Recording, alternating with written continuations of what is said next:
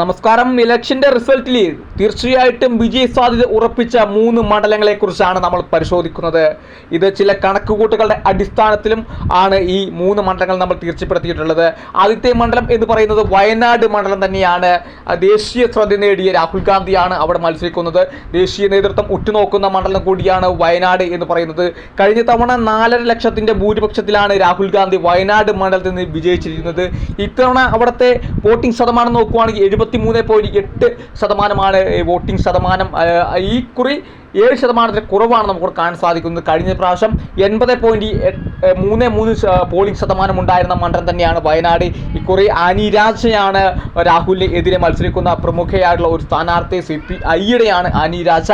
മറ്റൊരു മണ്ഡലം എന്ന് പറയുന്നത് എറണാകുളം എന്ന് പറയുന്ന മണ്ഡലം തന്നെയാണ്. വിജയപ്രതീക്ഷയിൽ UDF ഏറ്റവും കൂടുതലായിട്ട് ഉറ്റുനോക്കുന്ന ഒരു മണ്ഡലമാണ് എറണാകുളം മണ്ഡലം എന്ന് പറയുന്നത്. കഴിഞ്ഞ തെരഞ്ഞെടുപ്പുകൾ നോക്കുവാണെങ്കിൽ 2 വട്ടം മാത്രമാണ് ഇടതുപക്ഷം ഇവിടെ വിജയിച്ചിട്ടുള്ളൂ.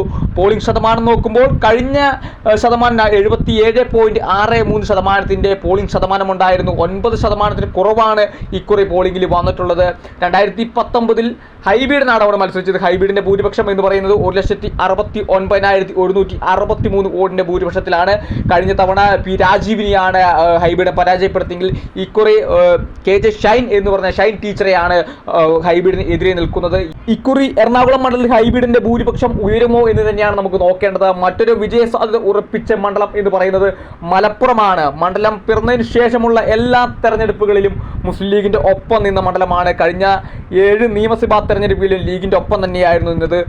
ലീഗിന്റെ ഒരു കോട്ട തന്നെയാണ് മലപ്പുറം എന്ന് പറയുന്നത്. കഴിഞ്ഞ വർഷത്തെ വോട്ടിംഗ് ശതമാനം നോക്കുകയാണെങ്കിൽ പോളിംഗ് ശതമാനം നോക്കുകയാണെങ്കിൽ 75.06% 2019 PK കുഞ്ഞാലിക്കുട്ടിയുടെ ഭൂരിപക്ഷം എന്ന് പറയുന്നത് 2,60,153 വോട്ടിന്റെ ഭൂരിപക്ഷത്തിലാണ് കുഞ്ഞാലിക്കുട്ടി അവിടെ ജയിച്ചിരുന്നത്. ഇക്കുറി വരുന്നത് ET മുഹമ്മദ് ആണ്. ET മുഹമ്മദിന് എതിരെ നിൽക്കുന്നത് വാസിഫാണ്. നമുക്ക് നോക്കാം, മലപ്പുറം മണ്ഡലം തീർച്ചയായിട്ടും ലീഗിനൊപ്പം നിൽക്കും. വലിയ ഭൂരിപക്ഷത്തിൽ UDF ജയിക്കാൻ സാധ്യതയുള്ള മണ്ഡലം തന്നെയാണ് മലപ്പുറം. ഈ 3 മണ്ഡലങ്ങളും തീർച്ചയായിട്ടും UDFന്റെ ഒരു മേൽക്കൈ ഉള്ള മണ്ഡലങ്ങളാണ്. തീർച്ചയായിട്ടും വൻ ഭൂരിപക്ഷത്തോടുകൂടി ജയിക്കാൻ സാധ്യതയുള്ള മണ്ഡലങ്ങൾ തന്നെയാണ്.